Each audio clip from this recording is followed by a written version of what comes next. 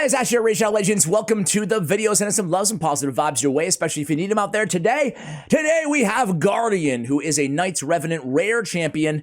That's right, we got to do every champion in the game here on this channel, so probably not expecting a lot of views on this one, but welcome and hello to all of you out there who are interested in this Knights Revanent rare champion, Guardian Spirit Affinity.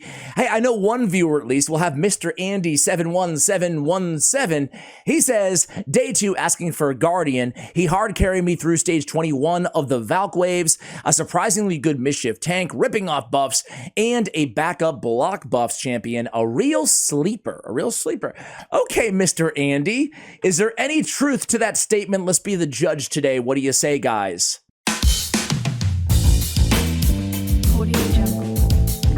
Here I go with the cat.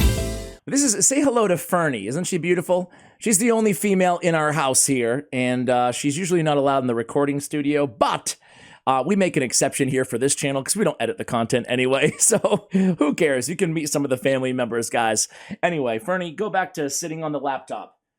All right. She loves that laptop, that heat from the keyboard. All right, Knights Revanent time. We have Spirit Affinity Guardian. Guardian's an HP-based rare champion. He looks kind of like, I don't know, kind of Tomb Lord vibe going on here, right? A little bit.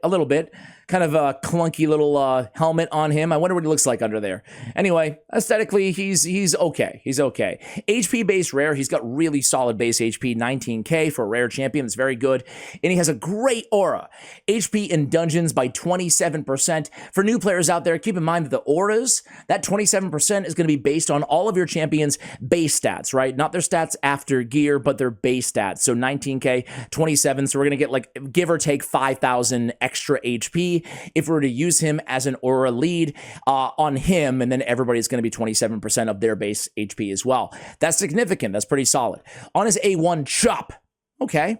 Must be a Chop Suey, the System of a Down song. That's his theme song, I feel like. Attacks, wake up! Attack one enemy. We have a 65% chance of decreasing the duration of all buffs on the target by 2 turns. I gotta say, we might as well just stop there. That might be the highlight of his kit. That's really good. 65% chance at decreasing the duration of all buffs on the target by 2 turns. Notably, Sniper actually works with this ability too, so we can bring it to a 70% chance with that mastery, decreasing the duration of every buff on the target by 2 turns, like Mr. Andy, 71717, in the comments. This is a very good A1. Might be the best part of his entire kit. Some books there, but, you know, it is what it is, I guess. Thunderclap on the A2. It's a 4-turn cooldown, 4 time at random. Each hit has a 35% chance of placing a block buffs. So it scales off of attack and HP. This guy doesn't deal any damage, right? I checked him for DPS. There's no damage there whatsoever. I would not build him in consider crit rate, crit damage, or anything. I think you're just wasting your, just build him for survivability or think a little bit outside the box in a bolster set or something like that. We'll talk about that in a moment. So 4 times at random with the block buffs, obviously needs accuracy to apply the block buffs. Against a single target, it's a really dependable block buffs. Against wave, it will land on a couple champions, but not a lot, or not all of them probably. Prayer is the A3 ability. This is a 4-turn cooldown when booked. Plays a block debuffs and a counterattack on this champion for 2 turns, which really gives you a lot of value, even more value out of Chop because he's counterattacking now all the time as well. He also has a continuous heal on the champion for 2 turns. Big version, really nice. Block debuffs is really solid as well. So you put it all together, it's not bad. Not bad. Is he a game-breaking rare, must max, must 6-star, must book for everybody? Absolutely not.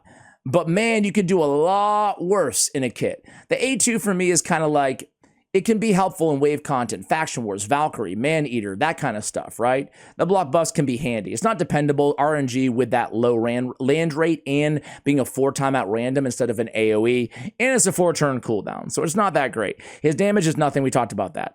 But that block debuffs, counterattack, and all of those decreasing the duration of a buffs is really solid. It actually makes me wonder, what if you used him in like a slow build UDK stone skin, right? Kind of like you would in maybe an Eric's is a better example, right?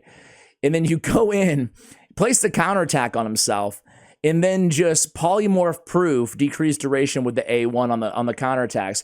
Could be very annoying on a go second team inside the arena. It's quite a niche use case for him, but I don't know. Hell, let's just try. Before I even show you the build, let's just try to go against like a buff heavy team here, and I don't know, see if we can pull off something crazy with this dude, right? I don't know. This team has a lot of buffs. All right, let's go in and get Taurus out of there. No, Taurus actually we needed. We needed a nuker there, didn't we? I don't want to. Let's go Rhodos instead. Get Marichka out of there, and then go recently used. Put in good old Guardian. Which one of these champions doesn't belong? What do you say? All right, definitely not a realistic team for people who are going to be using Guardian, but I just want to see what he does or how he does with that counterattack. For that reason, I'm just going to go ahead and, I don't know, let's get rid of Brogni, maybe, or not. All right, he's going to go last, of course. I'm going to show you the build. We'll talk about more realistic ways to use this champion in a moment here. I'm purposely not picking off who I should because I want him to actually, yeah, okay. So let's get that counterattack. Now, hopefully the AoE from Shigor will come in. There he goes. Decreased buff duration. Not bad, right? Listen, it's a pretty niche use case, but right out the gate here, now we'll go in and do some real stuff here. Right out the gate, that's pretty fun, right? Let's try it. Let's try it again. Come on, Shigor. Hit him. Hit our guy. Let's see. 4 times at random. Okay. Let's get rid of him. Come on, can we just end this here? All right, he didn't even get hit. Whatever. Well, you guys saw, right? That could be a very interesting A1 for the arena, for fun, right? Is not going to be a meta champion. Certainly very useful in Faction Wars. I don't have that Faction War, obviously, Knights Revanent open right now. Is it open anytime soon anyway? In 6 days, no. So bad timing there, but obviously can be very helpful for Faction Wars. The thing I want to say about this guy out the gate, though, is you can absolutely use Guardian at level 50. You know, I really don't think there's any big need to take this guy to level 60 like I did, unless you just want to have some fun and mess around with something a little bit off meta, because even in Faction Wars, as Mr. Andy described in the comment at the top of the video, I don't know if he had him at level 60 or not, but I feel like you just build him tanky with some accuracy, and that's it. Like, he's going to do the job, right? So the only reason to take him to 6, in my estimation, would be for some niche endgame content, which we will show you in today's video. All right, so what do we have him on? I decided to keep it super basic, right? I had him originally in Guardian gear, and there's absolutely nothing wrong with going Guardian on this dude.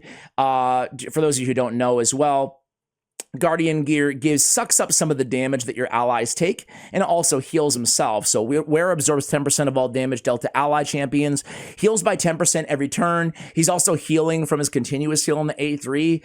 So I feel like 3 sets to consider, right? For extra utility out of him, because he's not bringing any damage to the table. You want as much as you can get out of every champion in this game, right? So you can go Guardian, or you can go Bolster, if you have the gear, right? Bolster is going to be the protected ally shield based on his HP. He scales very well off of HP, having 19k, right? Especially in rare-only content. Or if you don't have Bolster gear, you can go Shield, right? So those are 3 4-piece sets that I would consider first when building this champion if you want to go with a 4-piece.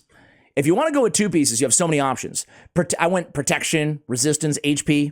I went Immortal, and I went Accuracy. You could go Perception, even better, right? But I decided to kind of pick 3 sets that suit him well, 2-piece sets, right? So kind of like a hodgepodge of 1 pieces, Immortal, Accuracy, okay? You could run Pinpoint on him if you have Pinpoint accessories.